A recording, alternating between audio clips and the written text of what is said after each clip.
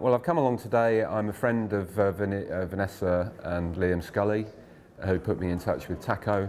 I'm not an artist. I've spent my working life in workers' cooperatives, graphic design and printing.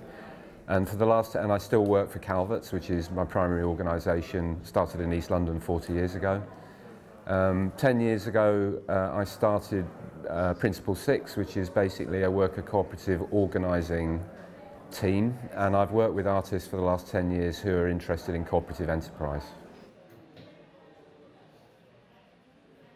It's challenging because most of the work is unpaid, but I am occasionally paid through cooperative movements, initiatives to support new cooperative enterprises. But the main challenge is that artists, while they're super hot interested in cooperative organising, they're almost the hardest people to organise.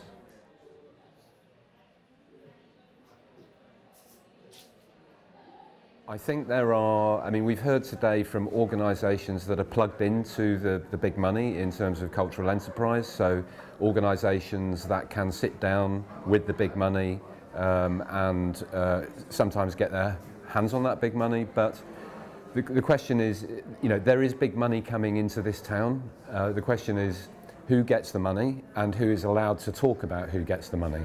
So what I'm interested in is moving out of that conversation and looking at self-organisation and how artists as workers can use their own financial and cultural capital, pool their financial and cultural capital to create autonomous organisation.